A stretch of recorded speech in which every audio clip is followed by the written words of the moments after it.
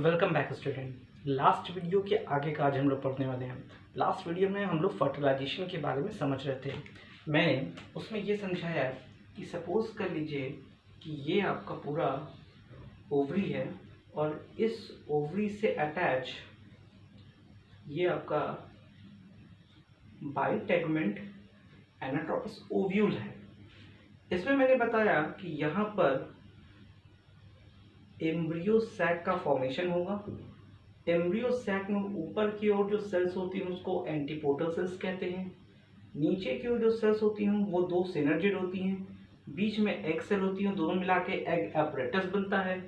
और यहाँ पर हो गया पोलर न्यूक्लियाई।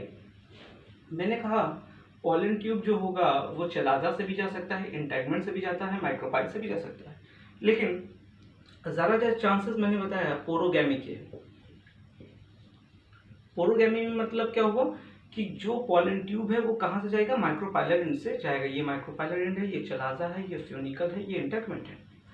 अब जरा हम समझते हैं कि इसके अगल बगल अभी भी क्या पाया जा रहा है। जो न्यूक्लियस था वो पूरा डिजेनरेट नहीं हुआ, उसमें से कुछ सेल्स तो एम्ब्रियो सैक में कन्वर्ट हो गई धीरे धीरे, लेकिन वो बाकी जो न्यूक्लियस है वो वैसे के वैसे अभी है। अब समझते हैं होता क्या है। पॉलन ट्यूब से दो गैमेट्स आए हैं,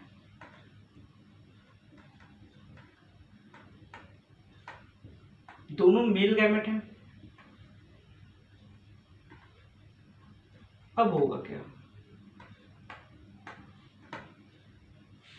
ये दोनों मेल गैमेट अंदर की ओर एंट्री लेंगे और ये जो सिनर्जिड है, कुछ और इसको ऐसे समझते हैं, ये आपका सिनर्जिड है, ये एक्सेल है और ये मेम्ब्रेन है।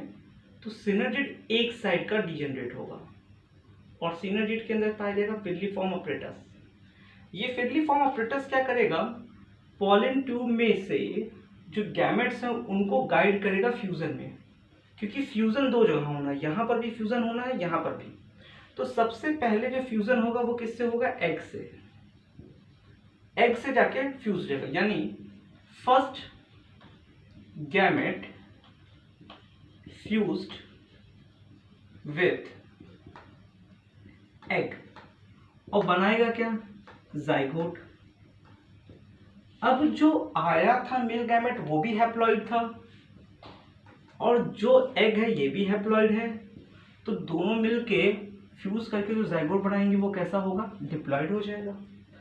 अब दूसरी तरफ क्या होगा कि जो ये सिनर्जिड टू डिसअपियर और ये भी, अब ये सिनर्जिड भी क्या हो जाएगा, डिसअपियर हो जाएगा और फिलिफॉर्म भी, एपरेटस भी डिसअपियर हो जाएगा।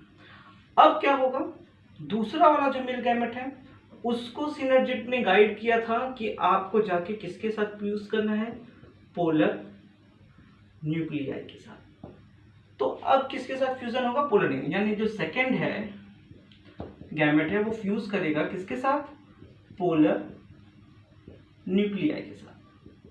अब पोलर न्यूक्लियाई दो न्यूक्लियस का, यानी ये n+n है और यहाँ पर जो गैमेट्स आ रहा है वो क्या है, n है। तो यानी ये n और ये n और ये n तो मिला के जो बनाएंगे वो पड़ेगा पेरी एंडोस्पर्मिक न्यूक्लियस या प्राइमरी एंडोस्पर्मिक न्यूक्लियस, जो कि ट्रिप्लॉइड होगा। एक n यहाँ से, एक n यहाँ से और एक n गैमेट्स का, तो टोटल 3n हो गए। तो ये क्या हो गया, ट्रिप्लॉइड। जब 3 फ्यूजन हुआ है, यानी 3 न्यूक्लियस का फ्यूजन हो गया, तो इसको हम कहते हैं ट्रिपल फ्यूजन।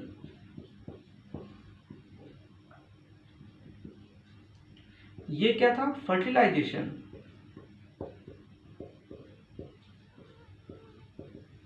यहां हम समझे फर्टिलाइजेशन, यहां पर चीजें क्या हुई, ट्रिपल फ्यूजन। जब फर्टिलाइजेशन और ट्रिपल फ्यूजन दोनों साथ होता है तो इसको हम लोग कहते हैं डबल फर्टिलाइजेशन। डबल फर्टिलाइजेशन,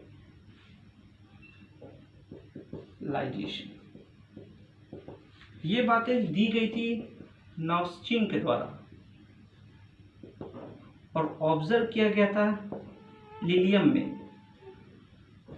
लिनियम नाम का एक प्लांट था, उसी के अंदर ये सारी चीज़ों को ऑब्जर्व किया गया था कि होता क्या क्या कैसे कैसे। तो हम फिर से एक बार समझते हैं कि हुआ क्या कि दो गैमेट्स थे, दोनों गैमेट को सिनर्जिड जो होता है फिलिफॉर्म एपरेटस होता है वो गाइड करता है फ्यूज करने के लिए। पहला वाला फ्यूज कर जाता है एग के साथ और बना लेता है जाइगोट, वहीं दूसरा वाला जो होता है वो पोलर न्यूक्लियर के साथ फ्यूज करके बना लेता है प्राइमरी एंडोस्पर्मिक न्यूक्लियस। यहाँ पर 3 फ्यूजन हुआ है तो ट्रिपल फ्यूजन, यहाँ फर्टिलाइजेशन होता है, दोनों को मिला देंगे तो डबल फर्टिलाइजेशन हो। ये दिया गया था किसके द्वारा? नवसचिन के द्वारा। In and he has observe this things in lilium. अब समझते हैं कि क्या होगा। और जब फ्यूजन हो जाएगा तो यहां पर फॉर्मेशन हो जाएगा जाइगोट का, ठीक, और यहां पर फॉर्मेशन हो जाएगा प्राइमरी एंडोस्पर्मिक न्यूक्लियस का, जो कि बाद में कन्वर्ट हो जाएगा एंडोस्पर्म में धीरे धीरे, ठीक। एंटीपोटल सेल्स पूरी तरीके से डिजेनरेट हो जाएंगे। न्यूक्लियस दो तरीके के फॉर्म में हो सकता है न्यूक्लियस जो हो जाए वो डिजेनरेट हो जाए। हम किसकी बात कर रहे हैं? न्यूक्लियस की। न्यूक्लियस हो सकता है यहाँ पर जो बचा था वो डिजेनरेट हो जाए, और हो सकता है परसिस्ट कर जाए। अगर न्यूक्लियस डिजेनरेट कर जा रहा है जो कि मैक्सिमम टाइम में होता है तो कोई दिक्कत नहीं, लेकिन अगर परसिस्ट कर जा रहा है तो इसका मतलब ये हो रहा है कि सीड जो है वो विथ न्यूक्लियस है। तो ऐसी सीड को या ऐसे फ्रूट को हम लोग नाम देते हैं पेरिस्पर्मिक सीड।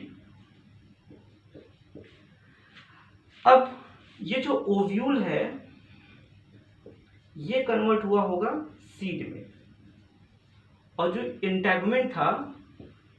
इंटैगमेंट वो धीरे धीरे कन्वर्ट हुआ होगा सीड कोट में, और ये जो ओवरी है ये कन्वर्ट हो गया होगा फ्रूट में। तो ये कुछ पूरी कहानी होती है in the case of fertilisation. यानी फर्टिलाइजेशन जो होता है उसमें क्या क्या होता है, उसमें दो मेल गैमेट जो होते हैं वो अलग अलग दो चीज़ों से फ्यूज करते हैं और दो चीज़ बनाते हैं, जाइगोट भी बनाते हैं और एंडोस्पर्म भी बनाते हैं। जाइगोट को नरिश करना ही एंडोस्पर्म का मकसद होता है। एंडोस्पर्म धीरे धीरे नरिशमेंट देता है जाइगोट, और जाइगोट फिर धीरे धीरे डेवलप होगा एम्ब्रियो में। और पूरे ओवरी में क्या क्या चीजें हैं, ओवरी कन्वर्ट होगा फ्रूट में, न्यूक्लियस बच भी सकता है और डिजेनरेट भी बचेगा तो इसी को पेरिस्पर्मिक सीड कह देंगे। ये जो एंडोस्पर्म है ये नरिश करेगा जाइगोट को, जाइगोट उसके बाद इंटैगमेंट जो बचा हुआ है वो इंटैगमेंट सीड कोट का काम करेगा, और जाइगोट जो होगा वो कन्वर्ट हो जाएगा सीड में बाद में। तो ये पूरी चीजें कन्वर्ट होने के बाद, फॉर्म होने के बाद हमारा बनेगा क्या? एक पूरा fruit with seed coat with endosperm which will be helping zygote to convert into embryo। ये वापस में धीरे धीरे क्या बन जाएगा? एम्ब्रियो में। तो this is all about the fertilization in the case of flowering plant।